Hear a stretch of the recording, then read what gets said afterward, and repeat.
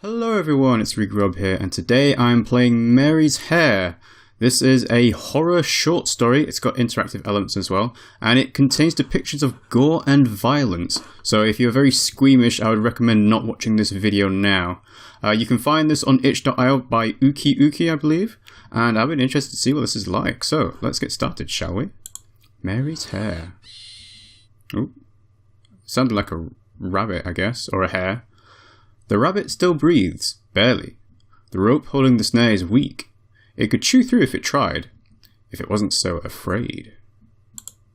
Instead, it writhes and screams and squirms. Mary leans over it, the sight so pitiful it breaks her heart. She wants to let it go. But her insides growl in protest. It's so frightened. It's been days, weeks, since they've had meat, and the crops have withered so dry. It fights still, but it's getting weaker and weaker. She's wanted to start a family for so long. How can she when she wastes away? It's her or the hare or a baby. That's no choice at all. Ooh, that was a nasty sound effect there. Cricking your neck. Ugh. They enjoy the evening's silence, full on rabbit stew and content for the first time that they can remember. As they bask in the glow of the fireside, Mary looks at her husband, the light dancing across his eyes. It's the first time he's looked at her like that in so long. Nausea yanks her out of sleep, but she tries to wait it out. The mornings are getting colder and she is loath to get out of bed, but no luck. The sickness gnaws at her until she stumbles out of bed. She doesn't make it far. The stew. It must have been the stew that made her sick. The meat was so tender and rich. But it can't be. Wasn't that days ago? Mary crawls back to bed, her head spinning, and stays there. She sweats and aches, and her belly swells. Ooh. A cause for celebration, isn't it? But she lays there, and the fever dreams haunt her until the screams shake her from sleep. Over. And over. And over. The pain is so strong she doesn't know if she'll make it. She calls for her husband, but there is no answer. She screams until her throat is hoarse, and there's still no answer. Somehow, panting, she drags herself out of bed.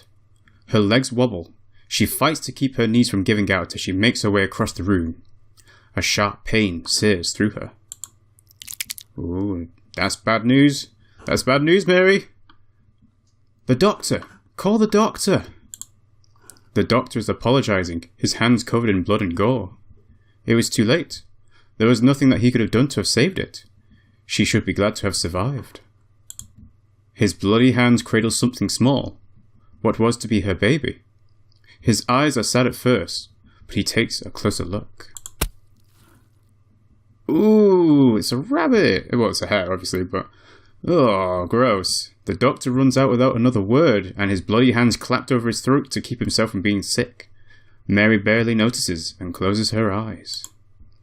When she wakes, there is a faint pink stain on the floor, and the sheets under her feel stiff and smell of something acrid and foul. She sleeps deeply at long last. But not for long. The screams cut through her dreams again, and bile arises in her when she wakes. So soon again, her belly grows.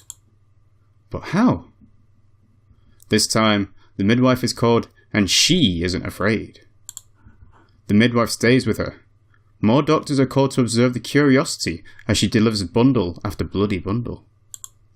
A marvel! A freak! They examine her stillborn children, some with wonder in their eyes and others with a shudder, crossing themselves as though somehow her stillborn babes could hurt them. Eventually, the blood stops. She hasn't taken a meal in weeks, but the taste of rabbit stew still rises in the back of her tongue, mixing with the acrid bile that always hovers there. The doctors have gone away, though the midwife still comes in to check on her. Her husband. She can barely remember his face. When was the last time she saw him? The days go by, and her breathing shallows and her tongue tastes of sand. She shrivels up everywhere, her skin stretched so thin it hurts. everywhere except...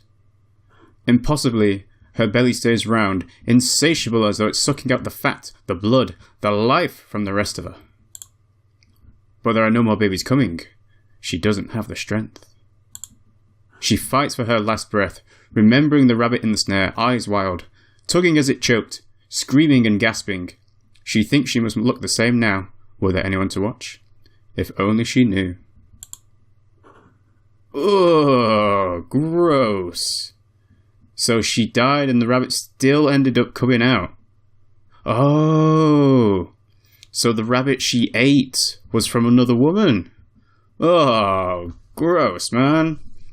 But yeah, that is the end of Mary's Hare.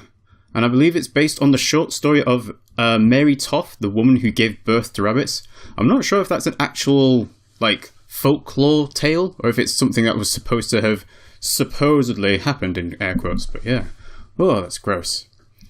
But I actually enjoyed reading that short story, and I enjoyed having a bit of fun with the ominous tone with it as well. So yeah, if you guys like that and you want to see more of it, you can subscribe to our channel by clicking on our logo in the middle of the screen here, and I'll see you all next time.